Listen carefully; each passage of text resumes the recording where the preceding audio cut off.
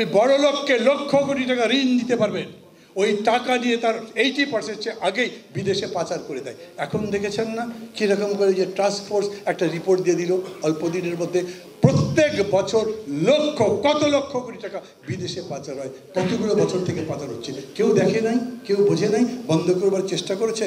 কেন বন্ধ করতে পারতো না? করেই নাই। ওরা নিজেরাই তো চোর, ওরা নিজেরাই পাচারকারী, নিজেরাই পাচারকারীদের মধ্যে দেয় এবং বলে তুমি 100 টাকা পাচার করতে পারলে আমার জন্য 50 টাকা দিব।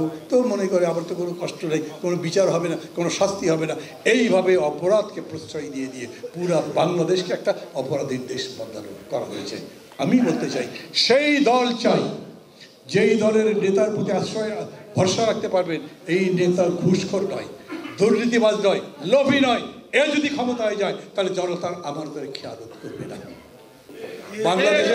বাংলাদেশের রাজনীতির পরিবর্তন হতে হবে, বাংলাদেশের রাজনৈতিক নেতৃত্বের পরিবর্তন হতে হবে। বাংলাদেশের পুরো বিষয়টাই বদলে আমরা সেই দেশ করতে চাই যেই দেশ আমাদের সবার জন্য সুখকর। ভালোই বললাম, শুনলেও ভালো, কিন্তু আমাদের পাশে বসে আছে, বুঝলেন, ওদের পছন্দ হচ্ছে না। সেদিন ডক্টর ইউনূস আমাদের ডেকে বললেন, দেখেন ওই যেদিন আগরতলাতেই ওরা হামলা টামলা করলো, তারপরে আমাদের ডেকেছিল রাজনৈতিক দলগুলোকে দেখেছেন, আপনার পত্রিকায় পড়েছেন। উনি বললেন আমরা মোটামুটি ভালোর দিকে অগ্রসর হচ্ছিলাম, কারো সহ্য হচ্ছে না, এই জন্য তারা গোলমাল করছে।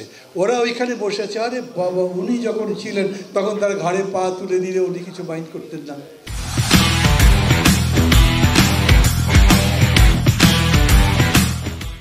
ওকে যদি বলতাম আমার চুল টেনে দাও তো চুল টেনে দিত, বলতাম পা টিপে দাও তো পা টিপে দিত।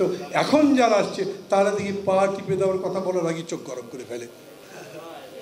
এটাই হবে বন্ধুত্ব, মানে বন্ধুত্ব, প্রভুত্ব নয়। প্রভুত্ব মানব না।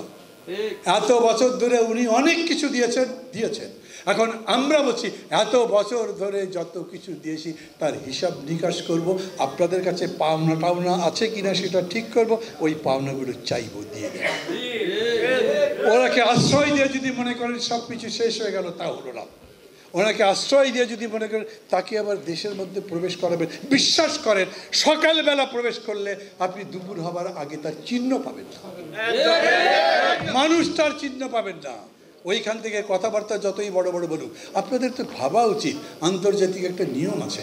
আমার দেশ থেকে পালিয়ে গিয়ে জনগণের আক্রোশের মুখে, আক্রমণের মুখে, আন্দোলনের মুখে পালিয়ে গিয়ে আপনার ওখানে আছে, আপনি থেকে আশ্রয় দেন কেন?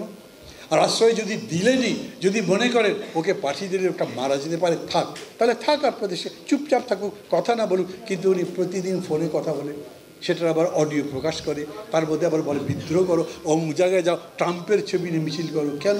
ট্রাম্পের ছবি বুকে নিয়ে মিছিল করলে ওইখানে যদি পুলিশ লাঠির বাড়ি দেয়, উনি বলতে পারবেন দেখো তোমার মাথায় লাঠির বাড়ি দিয়েছে। ট্রাম্পকে বলতে পারবে।